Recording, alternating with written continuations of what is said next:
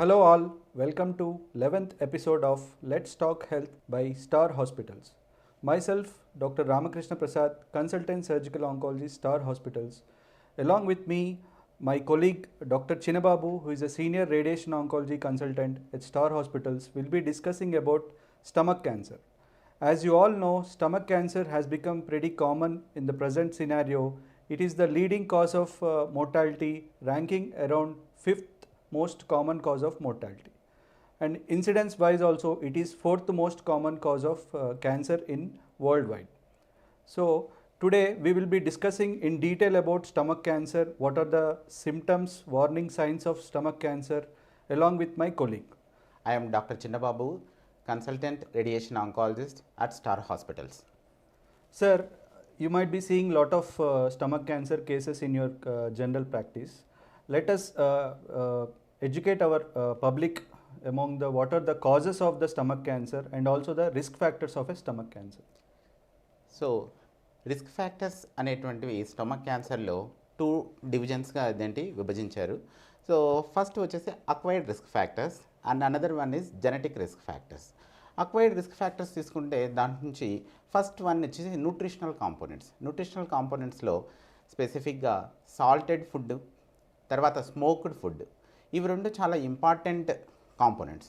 ఈ ఫుడ్ తీసుకోవడం వల్ల సో నైట్రసో కాంపౌండ్స్ అనేటువంటివి పెరిగి ఈ కాంపౌండ్స్ ఫర్దర్ కార్సినోజెన్స్గా వర్క్ చేసి సో స్టమక్ క్యాన్సర్స్ని పెరగడానికి ఇన్సిడెన్స్ మోస్ట్ కామన్గా జరుగుతుంది. ఇది మోస్ట్ కామన్గా తీసుకున్నటువంటి రిస్క్ ఫ్యాక్టర్. నెక్స్ట్ ఇవి రెండు కాకపోకుండా there are so many things. So అదేంటి న్యూట్రిషనల్ థింగ్లో కూడాను.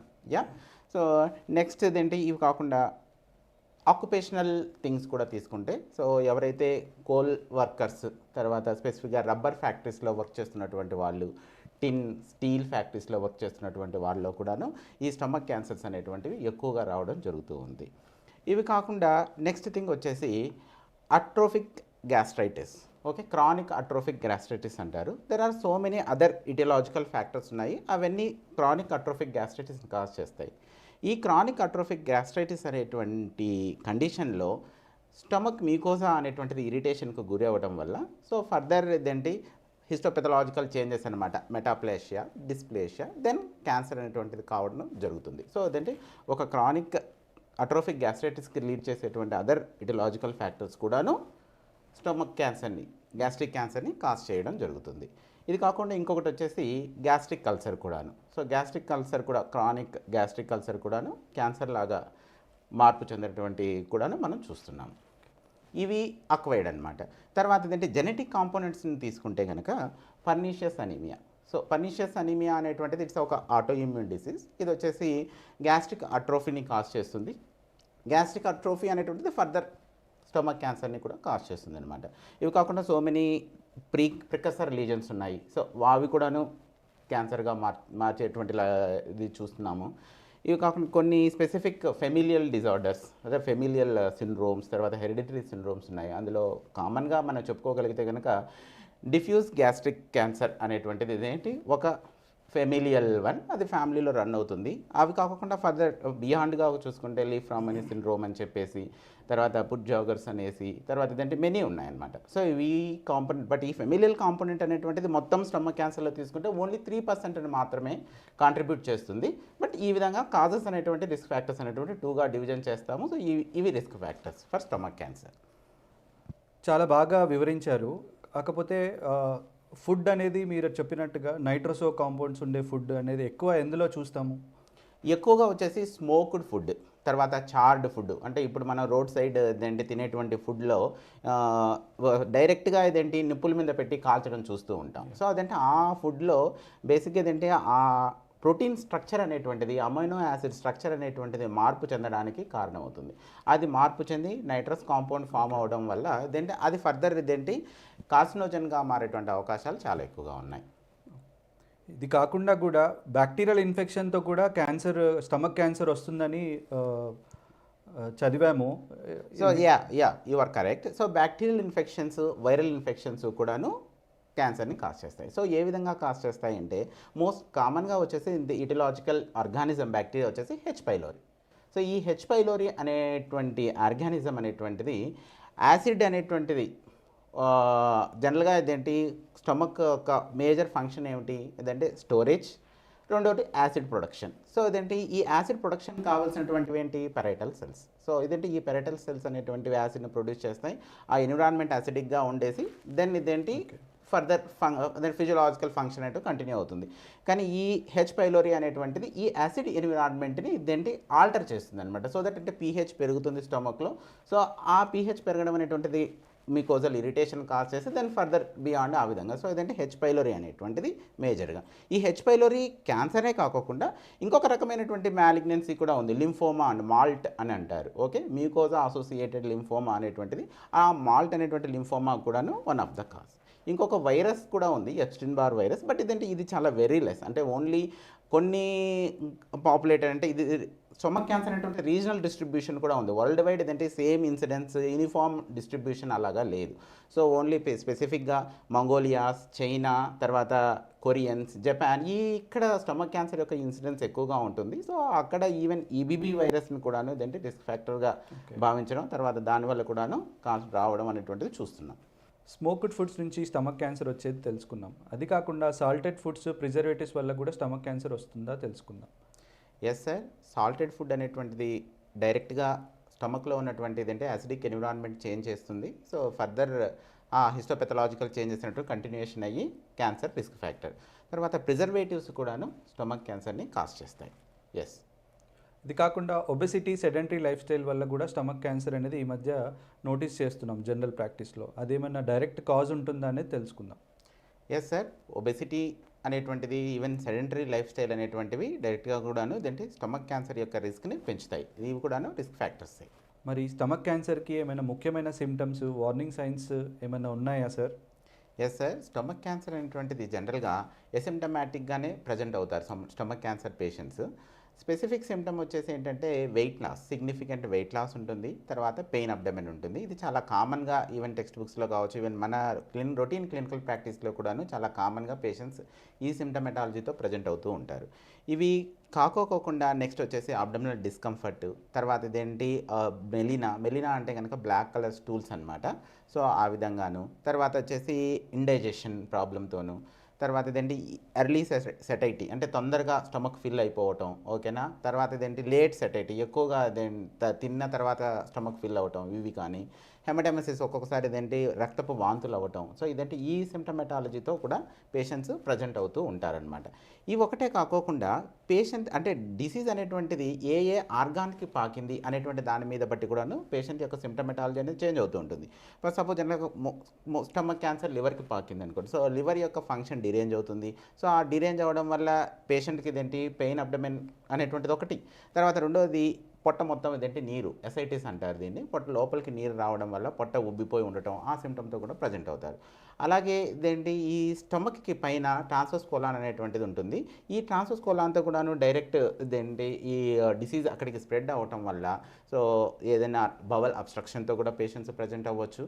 తర్వాత ఈ డిసీజ్ అనేటువంటిది ఈ పైలోరస్ అంటే స్టమక్ యొక్క ఎండ్లో పైలోరస్ యాంట్రమ్ ఆ పార్ట్లో కనుక డిసీజ్ అనేది ఉంటే గ్యాస్ట్రిక్ అవుట్లెట్ అబ్స్ట్రక్షన్ అనేటువంటి సిమ్టమ్స్తో కూడా పేషెంట్స్ ప్రజెంట్ అవుతూ ఉంటారనమాట. బేసిక్గా డిసీజ్ పర్సే అనేటువంటిది సిమ్టమెటాలజీ, తర్వాత డిపెండింగ్ అపాన్ ద స్ప్రెడ్ కూడాను ఈ సిమ్టమెటాలజీ అనేటువంటిది కూడా చేంజ్ అవుతూ ఉంటుంది. సో ముఖ్యమైన సిమ్టమ్స్ కనుక చూసుకుంటే వెయిట్ లాస్ను, అబ్డామినల్ పెయిన్ చెప్పారు. సో వెయిట్ లాస్ అనేది గురించి కొంచెం వివరంగా తెలుసుకుందాం. అందరికీ వెయిట్ లాస్ అవుతూ ఉంటుంది, అది సిగ్నిఫికెంట్గా కన్సిడర్ చేయవచ్చా? లేదు, సిగ్నిఫికెంట్ వెయిట్ లాస్ అనేటువంటిది డెఫినేషన్ ఉంటుంది. సిగ్నిఫికెంట్ వెయిట్ లాస్ అంటే కనుక more than 10% of the weight అనేటువంటి బేస్ లైన్ వెయిట్కి more than 10% weight loss within last ఇదంటే 6 monthsలో కనుక అయ్యారు అంటే కనుక then that is significant weight loss అనమాట. సో సిగ్నిఫికెంట్ వెయిట్ లాస్తో పాటు అదర్ సిమ్టమెటాలజీ అనేటువంటిది కూడా ఉండాలి. నవేడేస్ జనరల్గా ఇప్పుడున్నటువంటి ప్రజెంట్ సినారియోలో మెనీ పీపుల్ వచ్చేసి ఇదేంటి వెయిట్ లాస్ అవ్వడానికి ఇదేంటి సో మెనీ జిమ్ చేయడము, డైటింగ్ చేయడము, సో ఇవన్నీ చేస్తున్నారు. వాంటెడ్గానే దే ఆర్ ఇదేంటి వెయిట్ లాస్ అవ్వడం కోసం చూస్తూ ఉన్నారు. సో అట్లాంటి వాళ్ళందరికీ ఇదేంటి స్టమక్ క్యాన్సర్ ఉంటుందా అంటే no. Okay, but significant weight loss ఉండాలి. తర్వాత at the same time other symptomatology కూడా ఉన్నప్పుడు మాత్రమే దెన్ వీ సస్పెక్ట్ అనమాట. ఈ మధ్య కాలంలో చాలా అపోహలు ప్రజల్లో ఉన్నాయి. ఎండోస్కోపీ చేసుకోవడం వల్ల కానీ ఎండోస్కోపీ అప్పుడు బయాప్సీ చేయడం వల్ల స్టమక్ క్యాన్సర్ అనేది ఒక స్టేజ్ నుంచి నెక్స్ట్ స్టేజ్కి ఏమైనా మారడము మితిమీరిన స్టేజ్ అవ్వడం అనేది ఏమన్నా ఉంటుందా అసలు అనేది తెలుసుకుందాం. సార్, బయాప్సీ అనేటువంటిది డిసీజ్ని కన్ఫర్మేషన్ చేసుకోవడం కోసం చేసేటువంటి పరీక్ష. సో ఈ బయాప్సీ తర్వాత దాన్ని కన్ఫర్మేషన్ లేకుండా ఫర్దర్ ట్రీట్మెంట్ అనేటువంటిది స్టార్ట్ చేయం ఫస్ట్ థింగ్. సో ఈ బయాప్సీ వలన డిసీజ్ స్ప్రెడ్ అవుతుంది అనేటువంటిది పూర్తిగా అపోహనే. సో డిసీజ్ అనేటువంటిది స్ప్రెడ్ అవ్వదు, డిసీజ్ కన్ఫర్మేషన్ చేసుకోవడం జరుగుతుంది. ఫర్దర్ ట్రీట్మెంట్ స్టార్ట్ చేసుకోవడానికి ఇది ఒక బేసిక్ పరీక్ష అనమాట. కానీ బయాప్సీ చేయడం వల్ల డిసీజ్ ప్రాకదు. అది కాకుండా ఈ మధ్యకాలంలో ప్రతి మనిషి కానీ ప్రతి ఇండివిజువల్ యాంటాసిడ్ టాబ్లెట్స్ అనేది రెగ్యులర్గా వాడడం చూస్తున్నాం. యాంటాసిడ్ అనేది అసిడిటీని తగ్గించే ఒక మాత్రలు. అందులో ప్యాంటోప్రోజోల్ అనేది ఒమిప్రజోల్ అనేది చాలా కామన్గా వాడటం చూస్తూ ఉన్నాం. దీనివల్ల కొన్ని మంచితనం ఉన్నది, దానివల్ల కొంచెం డిసడ్వాంటేజెస్ కూడా ఉన్నాయి. ఈ మధ్యకాలంలో ప్యాంటోప్రోజోల్ లాంగ్ స్టాండింగ్గా వాడడం వల్ల స్టమక్ క్యాన్సర్ రిస్క్ అనేది ఏమన్నా పెరుగుతుందా, దానివల్ల ఏమన్నా డిసడ్వాంటేజెస్ ఉన్నాయా తెలుసుకుందాం. ఎస్ సార్, వీటిని పీపీఐస్ అంటారు కామన్గా మన మెడికల్ లాంగ్వేజ్లో, ప్రోటాన్ పంప్ ఇన్హిబిటార్స్. సో ఇవి వాడటం వల్ల రీసెంట్గా ఈవెన్ రీసెంట్ లిటరేచర్ మెటా అనాలిసిస్లో స్టమక్ క్యాన్సర్ రిస్క్ అనేటువంటిది పెరుగుతుంది అనేటువంటిది అయితే ప్రూవ్ అవ్వడం జరిగింది. కానీ జుడిషియస్ యూజ్ అనేటువంటిది చాలా చాలా important. Okay, so over counter ఇప్పుడు మెడికల్ షాప్లోకి వెళ్ళి ప్రజలు డైరెక్ట్గా అక్కడే నాకు గ్యాస్కి మాత్రం ఇవ్వండి అనేటువంటి విషయం వాళ్ళు డైరెక్ట్గా తీసుకోవడం జరుగుతుంది. అట్లా తీసుకోకూడదు.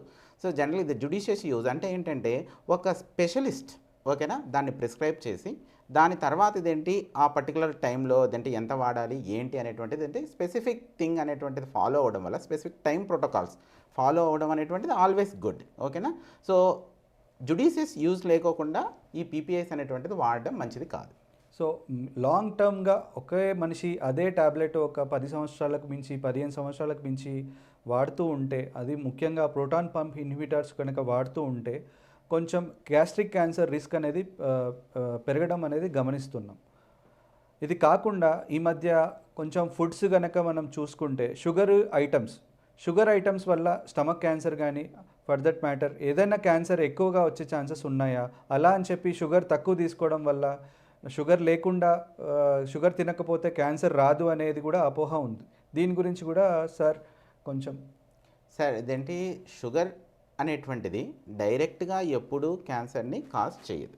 ఓకే, సో చాలామంది మన డైలీ డే టు డే ఓపీడీస్లో చాలామంది పేషెంట్స్ మనం చూస్తుంటాం. వాళ్ళు అందరూ ఈ మధ్య కాలంలో ఎక్కువగా ఈ యూట్యూబ్స్ చూడడం వల్ల, సోషల్ మీడియాల వల్ల వీటిలో ఎక్కువగా షుగర్ తీసుకుంటే క్యాన్సర్ వస్తుంది అనేటువంటి అపోహ జనాలలో పెరిగిపోయింది. సో అలా షుగర్ కంటెంట్ అనేటువంటి డైరెక్ట్గా తీసుకోవడం వల్ల క్యాన్సర్ అనేటువంటిది ఏమీ రాదు.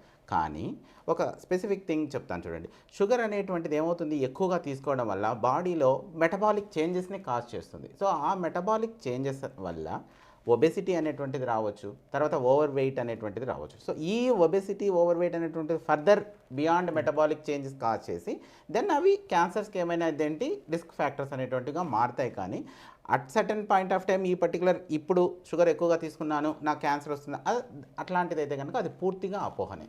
సో ఇప్పటి వరకు మనము అసలు స్టమక్ క్యాన్సర్కి ఈ రిస్క్ ఫ్యాక్టర్స్ కారణాలు ఏమిటి, తర్వాత పేషెంట్స్ ఎలా ప్రజెంట్ అవుతారు, తర్వాత ఎలా హాస్పిటల్కి అప్రోచ్ అవుతారని తెలుసుకున్నాము. ఇప్పుడు ఒక పేషెంట్ వచ్చిన తర్వాత డిసీజ్ అనేటువంటిది కన్ఫర్మేషన్ అయిన తర్వాత, లేకుంటే కన్ఫర్మేషన్కి కావాల్సినటువంటి మొడాలిటీస్ ఏమిటి, తర్వాత ఏ విధంగా కన్ఫర్మ్ చేసుకోవాలనేటువంటిది మనం డాక్టర్ రామకృష్ణ గారిని అడిగి తెలుసుకుందాము. సార్, కన్ఫర్మేటరీ థింగ్ వర్కప్ అనేటువంటిది ఒక పేషెంట్ ఈ సిమ్టమ్స్తో వచ్చినప్పుడు ఎలా వర్కప్ చేస్తారు?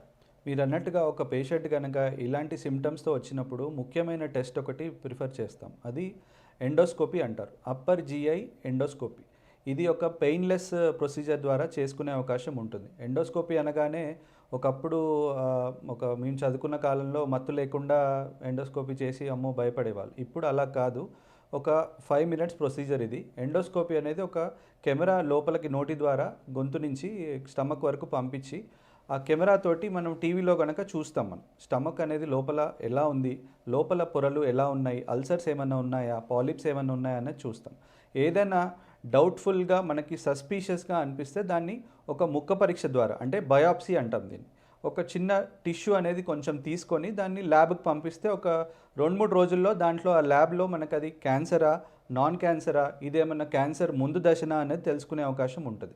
సో ఎండోస్కోపీ అనేది ముఖ్యమైన ఒక investigation to confirm the diagnosis అనమాట.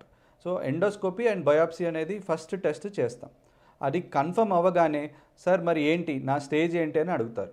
మరి ఆ స్టేజింగ్ వర్కప్ అనేది ఎలా ఉంటుందంటే ముఖ్యమైన టెస్ట్ ఇంకొకటి ఉంటుంది, అది సిటీ స్కాన్ అంటాం. సిటీ స్కాన్ అనేది ఛాతీది, చెస్ట్, అబ్డోమెన్, పెల్విస్, ఈ 3 భాగాలు కూడా సిటీ స్కాన్ చేయడం వల్ల స్టమక్ క్యాన్సర్ అనేది అది స్టమక్లోనే ఉందా, కొంచెం పక్కకి ఏమైనా స్ప్రెడ్ అయ్యిందా, మరీ దూరం స్ప్రెడ్ అయిందా అనేది టెస్ట్ అనేది చేసుకోవచ్చు. ఈ మధ్య అడ్వాన్స్డ్ మెథడాలజీ అంటే మొత్తం బాడీని కూడా చెక్ చేసుకునే అవకాశం కూడా ఒక సిటీ స్కాన్ చేయొచ్చు, అది పెట్ సిటీ స్కానింగ్ అంటారు. దీని ద్వారా కూడా కొంచెం స్టేజింగ్ అనేది క్లియర్గా తెలుస్తుంది. వన్స్ ఈ 2 పరీక్షలు అంటే endoscopy biopsy and CT scan కానీ పెట్ సిటీ స్కాన్ చేసుకోవడం వల్ల క్యాన్సర్ తెలుసుకుంటాం, కన్ఫర్మ్ అవుతుంది, అండ్ ఏ స్టేజ్లో ఉన్నామనేది తెలుసుకుంటాం. ఎందుకు తెలుసుకోవాలి స్టేజ్ అంటే, మా భాషలో కనుక చూసుకుంటే స్టేజ్ 1 అండ్ 2 అనేది కొంచెం ఎర్లీ గ్యాస్ట్రిక్ క్యాన్సర్ అంటే తొలి దశ క్యాన్సర్ అనమాట.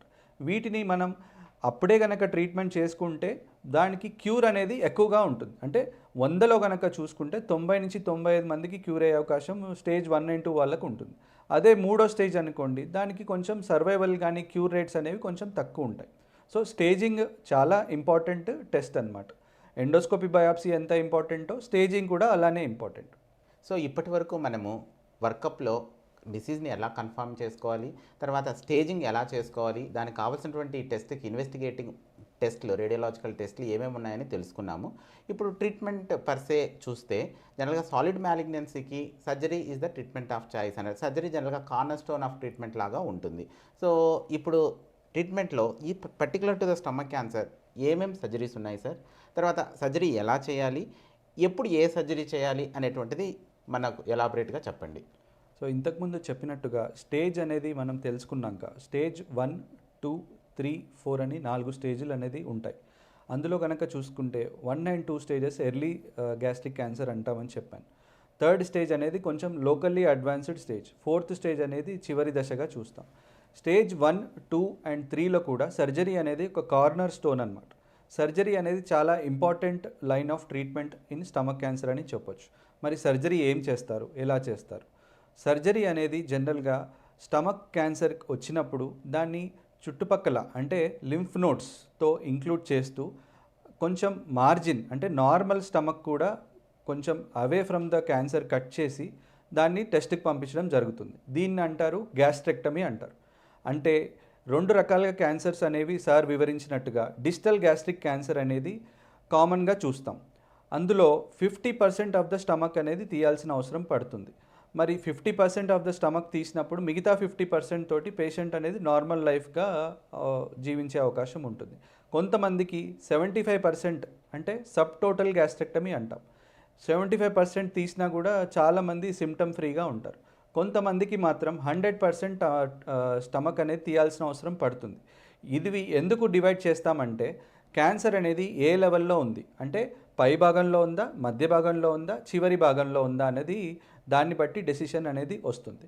స్టేజ్ 1 and 2 కనుక తీసుకుంటే స్టమక్ క్యాన్సర్ సర్జరీ చేసిన తర్వాత రిపోర్ట్ కనుక స్టేజ్ 1 and 2గా వస్తే ఇంకా ఎటువంటి ట్రీట్మెంట్ కూడా అవసరం లేకుండా మనం గడపచ్చు. అదే స్టేజ్ 3 కనుక వస్తే సర్జరీకి ముందు ఒక 3 నుంచి 4 సైకిళ్ళు కీమోథెరపీ ఇచ్చి స్టమక్ క్యాన్సర్ని కొంచెం తగ్గించి సర్జరీకి అనుగుణంగా మార్చి అదే విధంగా సర్జరీలు ఇంతకుముందు చెప్పినట్లుగా డిస్టల్ కానీ సబ్ టోటల్ కానీ టోటల్ గ్యాస్ట్రెక్టమీ చేయడం తర్వాత కూడా మళ్ళీ ఒక 3-4 సైకిళ్ళు కీమో ఇవ్వడం వల్ల ట్రీట్మెంట్ అనేది కంప్లీట్ అవుతుంది.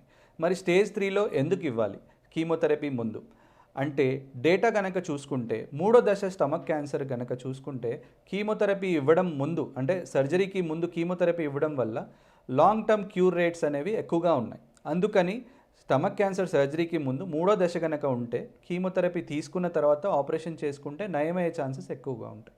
మరి 4వ స్టేజ్లో సర్జరీ రోల్ ఏమన్నా ఉందా? 4వ స్టేజ్లో జనరల్గా మందుల ద్వారానే ట్రీట్మెంట్ చేసుకునే అవకాశం ఉంటుంది. ఎలా చేస్తారు? దీన్ని 2 రకాలుగా చేయొచ్చు. అది నార్మల్గా ట్రెడిషనల్గా ఓపెన్ సర్జరీ అంటారు. అంటే పొట్ట కోసి మనం సర్జరీ చేసి ఒక 5-6 రోజుల్లో రికవరీ అయ్యే ఛాన్సెస్ ఉంటాయి. ఈ మధ్య లాప్రోస్కోపీ అంటే చిన్నగా కట్ చేసి కెమెరాల ద్వారా లాప్రోస్కోపీ విధానంలో కూడా సర్జరీ చేసుకునే వీలుంటుంది. అయితే ఓపెన్ సర్జరీను లాప్రోస్కోపీ వల్ల రెండిటి వల్ల ఏమన్నా సర్జరీ ఏమైనా డిఫరెంట్ ఉంటుందా, దీనివల్ల ఏమన్నా తేడా ఉంటుందా క్యాన్సర్ అవుట్కమ్స్లో అనేది గ్రహించాలి. మా భాషలో కనుక చెప్తే పేషెంట్కి తొందరగా రికవరీ అవుతుంది, పెయిన్ ఉండదు, బ్లడ్ లాస్ తక్కువ ఉంటుంది, అదేవిధంగా క్యాన్సర్ పరంగా కూడా మంచిగానే ఉంటుంది. రెండు కూడా ఒకటే. సో లాప్రోస్కోపీ ఎప్పుడైనా వీలైనప్పుడు పాసిబుల్ ఉంటే లాప్రోస్కోపీ కూడా చేసుకునే అవకాశం ఉంటే చేసుకోవచ్చు.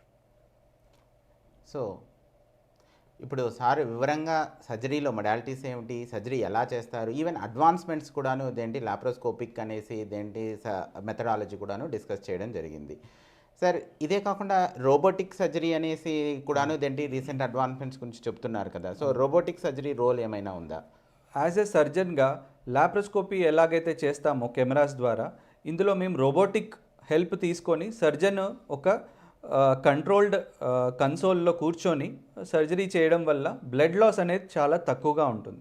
ఈ బ్లడ్ లాస్ తగ్గడం వల్ల మనకి క్యాన్సర్ నుంచి అంటే మొత్తం క్లియర్గా కనపడడం వల్ల 3 డైమెన్షనల్గా కనపడడం వల్ల మనకి అవుట్కమ్స్ అనేవి మెరుగ్గా చూస్తూ ఉన్నాం. రోబోటిక్ సర్జరీ అనేది ఇప్పుడిప్పుడే వస్తూ ఉంది స్టమక్ క్యాన్సర్లో. అది చేసుకోవడం అంటే చెయ్యాలా 100% అంటే అలానేం లేదు. పాసిబుల్ అయినప్పుడు robotic cancer surgery for stomach cancer అనేది చేసుకోవడం మంచిది.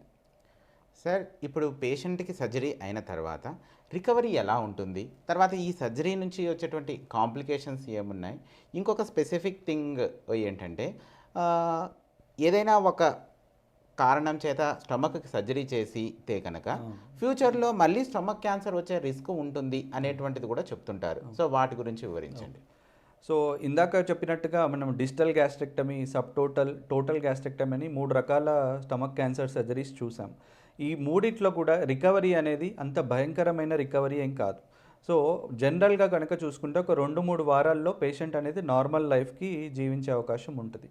మరి దీంట్లో సైడ్ ఎఫెక్ట్స్ ఏమన్నా ఉన్నాయా అంటే మనకి కొన్ని విటమిన్ సప్లిమెంట్స్ అనేవి స్టమక్లో అబ్జార్బ్ అవుతాయి అన్నట్టు. అందులో విటమిన్ B12 అనేది ముఖ్యమైన విటమిన్ అన్నమాట.